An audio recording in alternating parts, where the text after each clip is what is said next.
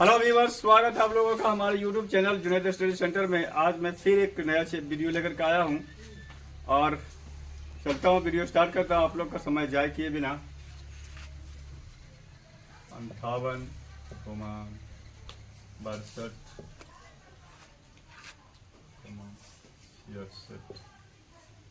77, 74। ये संख्या मैंने लिखा है यहाँ पर 58, 62, 66, 70 और 74। ये इन संख्या का औसत हम कैसे ज्ञात करेंगे बहुत जल्द ही देखते के साथ ही, तो इसके बारे में मैं बताऊंगा इस वीडियो में आगे कि तुरंत इसके बारे में शॉर्ट ट्रिक में बताऊंगा। आप वीडियो में बने रहेंगे, स्किप नहीं करेंगे, देखेंगे।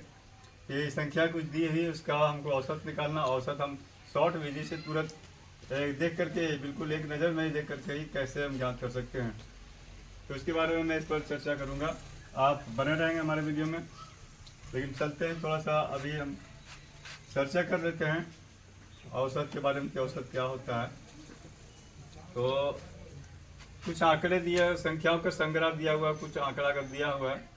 तो औसत कहने का मतलब हो कि बिल्कुल मध्य मान, बिल्कुल बीच वाला जो मान होता है उसका, उसी को हम लोग औसत कहेंगे। और औसत जैसा कि हम देखते हैं कि ये उर्दू का लफ्ज लगता है हमको, उसमें उर्दू में वस्त के औसत, मध्य के लिए वस्त का वर्ड इस्तेमाल होता है, या फिर उस्ता का इस्तेमाल होता है। हमको लगता है इसी से ये औसत निकला है, यानी कि मध्य मान, बिल्कुल मध्य वाले, बीच वाला जो है, सभी सबसे शुरू वाले और बीच आखिरी वाला, यानी कि जितने भी हमारे आंकड़े दिए हुए हैं, इन सब के सबको प्रतिनिधित्व करने वाला एक संख्या हो जो कि सबका प्रतिनिधित्व करे, तो उसके बिल्कुल मध्य में बीच वाली संख्या कौन सी होगी, तो वो हमारा, उसी को हम लोग औसत कहते हैं।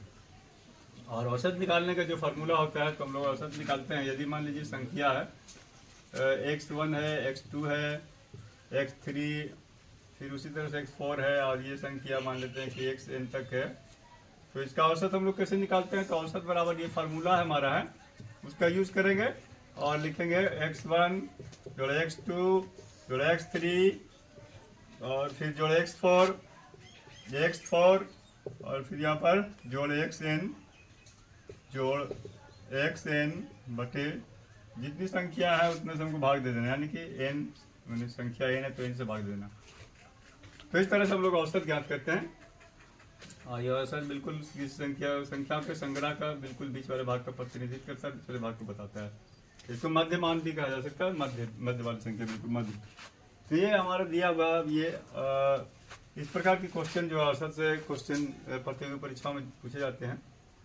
और हम लोगों को समय का बचत करना पड़ता है। समय कैसे बचत करेंगे, तो इसके बारे में इस वीडियो में आपको बताऊंगा कि समय कैसे बचत करेंगे।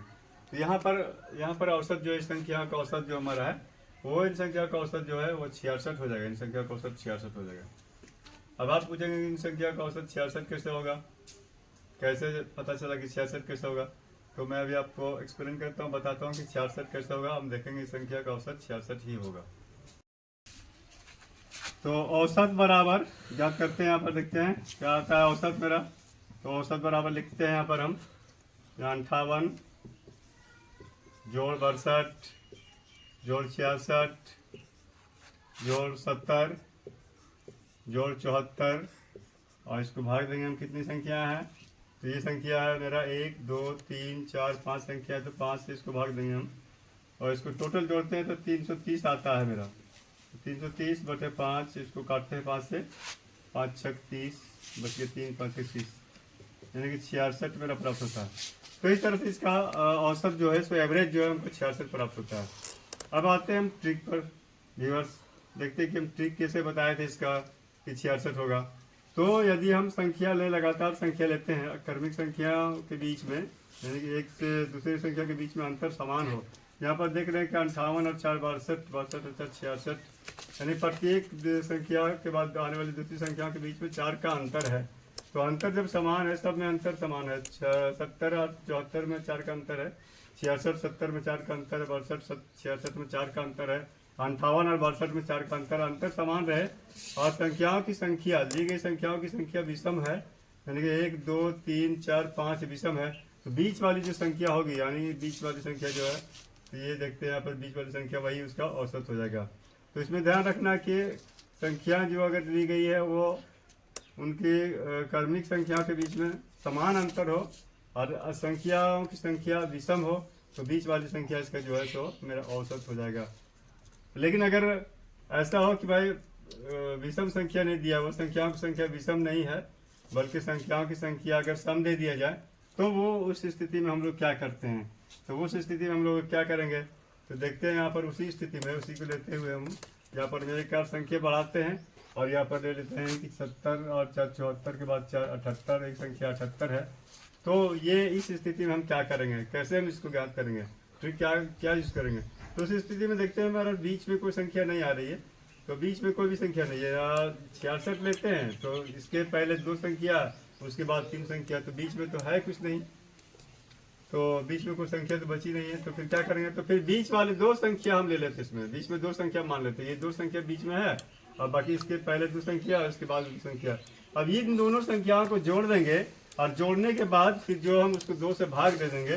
तो 66 और 70 को जोड़ देते हैं, यहाँ पर 66 70 को 2 से भाग दे देंगे, ये हो जाएगा मेरा ये 6 7 6 13 136/2 यहाँ पर हो जाता प्राप्त हो जाता है हमको।